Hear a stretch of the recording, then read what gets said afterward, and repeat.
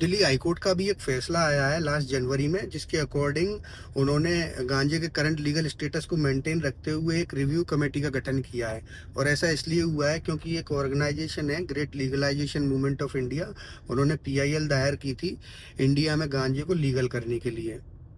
But अभी New York times में एक ऑडिटोरियल छपा है जिसके अकॉर्डिंग अमेरिका का एक स्टेट है कोलोराडो, उसमें 2014 में गांजे को लीगल किया गया था रिक्रिएशनल यूज के लिए।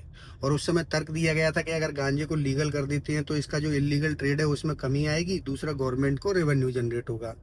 बट इन 10-12 सालों में हुआ क्या है ना, वहाँ पे इसकी वजह से जो सीएचएस के केसेस हैं उनमें 3 से 4 गुना का इजाफा हुआ है। सीएचएस में क्या होता है ना, पेट में बहुत तेज दर्द होता है, उल्टी आती है, बेचैनी होती है, और ये गांजे के लॉन्ग टर्म यूज़ की वजह से होता है। 8-10 साल अगर आप गांजा पियोगे तो इस तरह के सिम्टम्स आ जाते हैं, है ना।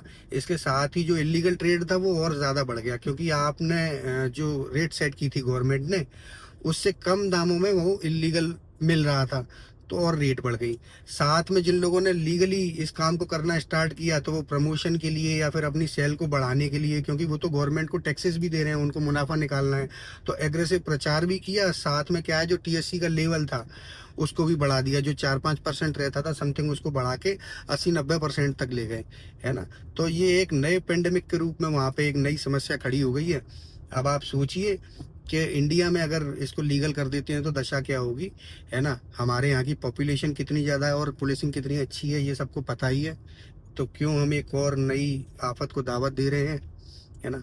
और जिस न्यूयॉर्क टाइम्स ने ये रिपोर्ट छापी है, उसी ने 2012 में गांजे को लीगल करने के पक्ष में एक ऑडिटोरियल दिया था। अब पलट गए।